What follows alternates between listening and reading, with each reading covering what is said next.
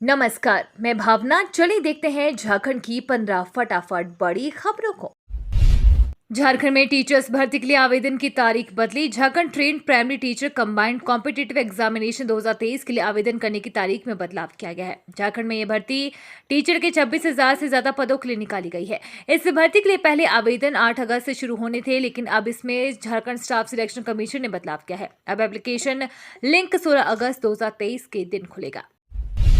झारखंड की 4,344 पंचायतों में चलेगा मेरी माटी मेरा देश अभियान। झारखंड के सभी 24 जिलों एवं 4,344 पंचायतों में मेरी माटी मेरा देश कार्यक्रम का आयोजन किया जा रहा है। मिट्टी का नमन एवं वीरों का वंदन कार्यक्रम के तहत सभी पंचायतों से मिट्टी संग्रहित की जाएगी एवं स्वतंत्रता संग्राम के सेनानी सम्मानित किए जाएंगे। पंच प्रण की शपथ ली जाएगी एवं ध्वजारोहण किया जाएगा। मिट्टी का दीपक हाथ में लेकर अपनी सेल्फी अपलोड कर सकते हैं। पंच प्रण की प्रतिज्ञा ले सकेंगे और डिजिटल प्रमाण पत्र वेबसाइट से डाउनलोड कर सकेंगे। हेमंत सोरेन को प्रधानमंत्री नरेंद्र मोदी सहित के नेताओं ने दी जन्मदिन पर बधाई। झारखंड के मुख्यमंत्री हेमंत सोरेन आज 48 साल के हो गए हैं। हेमंत सोरेन का जन्म रामगढ़ जिला के नेमरा में हुआ था। इस मौके पर प्रधानमंत्री नरेंद्र मोदी समेत देश भर से उन्हें बधाई संदेश आ रहे हैं। राज्य के नेताओं ने भी उन्हें बधाई दी है। हेमंत सोरेन देशोम गुरु शिबू सोरेन के पुत्र हैं। राज्य में आदिवासी महोत्सव मनाया जा रहा है और मुख्यमंत्री हेमंत सोरेन इस कार्यक्रम में शामिल है। उनका जन्मदिन बेहद खास है क्योंकि घर पर पारिवारिक कार्यक्रम के साथ साथ हेमंत सोरेन सार्वजनिक कार्यक्रम में भी शिरकत कर रही हैं। टमाटर का भाव गिरा। हरी सब्जियों की कीमत में भी आई गिरावट। टमाटर की कीमत में गिरावट शुरू हो गई है। 3 दिन पहले तक 40 से 50 रुपए पाव की दर से बिक रहा टमाटर अब 30 से 40 रुपए पाव की दर से बिक रहा है। टमाटर विक्रेता सुमित ने कहा कि इसकी कीमत में और गिरावट संभव है क्योंकि महीना दिन में स्थानीय टमाटर की आवक भी तेज हो गई है। टमाटर की कीमत में थोड़ी गिरावट आने से इसकी बिक्री भी सुधरी है। सब्जी की दुकानों से जो लोग पहले 1 पाव टमाटर ले रहे थे अब वो आधा किलो तक की खरीदारी कर रहे हैं। झारखंड हाईकोर्ट ने सरकार से पूछा कैसे रुकेगी साइबर ठगी। झारखंड हाईकोर्ट ने राज्य के जामताड़ा, साहिबगंज, देवघर आदि जिलों में साइबर अपराध को रोकने को लेकर दायर जनहित याचिका पर सुनवाई की। चीफ जस्टिस संजय कुमार मिश्र व जस्टिस आनंद सेन की खंडपीठ ने मामले की सुनवाई के दौरान प्रार्थी राज्य सरकार व रिजर्व बैंक ऑफ इंडिया का पक्ष सुना। खंडपीठ ने राज्य सरकार व आरबीआई से पूछा कि साइबर ठगी कैसे रोकी जा सकती है। छवि रंजन ने जमानत के लिए खटखटाया हाईकोर्ट का दरवाजा। निलंबित आईएएस छवि रंजन ने अपनी वैधानिक जमानत के लिए हाईकोर्ट में याचिका दायर की है। ईडी कोर्ट से अर्जी खारिज होने के बाद छवि रंजन ने सीआरपीसी की धारा 167 के तहत जमानत देने का आग्रह किया। याचिका में कहा गया कि सीआरपीसी की धारा 167 ने कहा कि उनके खिलाफ जांच एजेंसी को आरोप पत्र दाखिल करने के लिए समय सीमा निर्धारित है, लेकिन ईडी ने बरियातो रोड स्थित सेना की कब्जे वाली 4.55 एकड़ जमीन समेत अन्य भूखंडों के मामले में अधूरा आरोप पत्र दाखिल किया है। कॉल इंडिया ठेका मजदूरों के वेतन में 389 रुपए की वृद्धि 9 अगस्त से हुआ शुरू। कॉल इंडिया और इसकी विभिन्न अनुषंगी कंपनियों में कार्य कर रही आउटसोर्सिंग कंपनियों में कार्यरत ठेका मजदूरों के लिए अच्छी खबर है, उनका वेतन बढ़ेगा।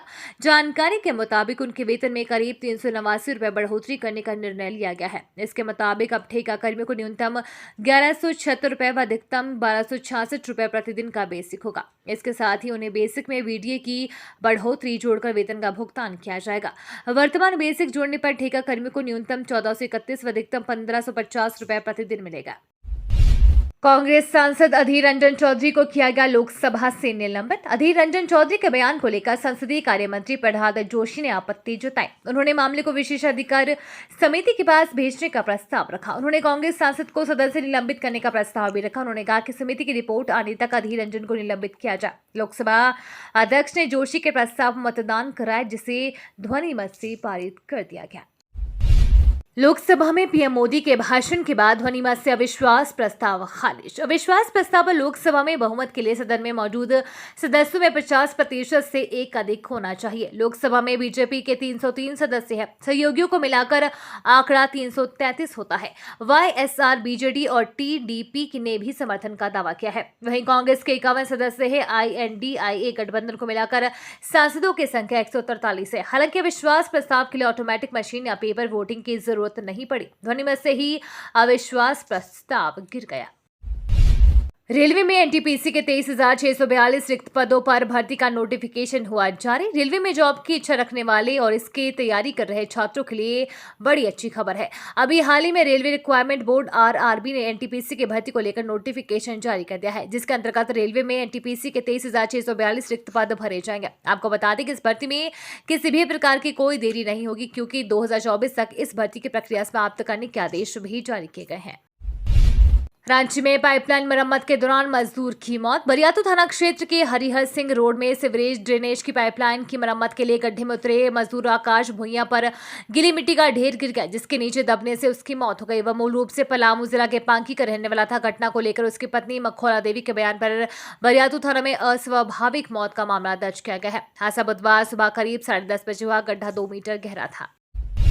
झारखंड में लगातार बढ़ रहा डेंगू का प्रकोप से स्वास्थ्य विभाग अलर्ट पर। बारिश का मौसम शुरू होते ही झारखंड की राजधानी रांची, जमशेदपुर समेत पूरे राज्य में डेंगू का प्रकोप बढ़ गया है। इसे लेकर स्वास्थ्य विभाग सतर्क है और राज्य के सभी जिलों में मच्छर जनित बीमारी से बचाव के लिए स्वास्थ्य जांच बढ़ाने का निर्देश दिया है। इसके अलावा जिला अस्पताल से लेकर पीएससी और सीएससी से जांच किट उपलब्ध कराने का निर्देश दिया है। निर्देश के बाद जिला प्रशासन ने मच्छरों का larवा नष्ट करने का काम शुरू कर दिया है। रांची नगर निगम में भी लगातार साफ सफाई के लगातार विशेष अभियान चला रहा है। मुख्यमंत्री हेमंत सोरेन ने देश के 13 करोड़ आदिवासी को एकजुट होने की अपील की। मुख्यमंत्री हेमंत सोरेन ने देश के 13 करोड़ से ज्यादा आदिवासियों को हक के लिए एकजुट होने का आह्वान किया।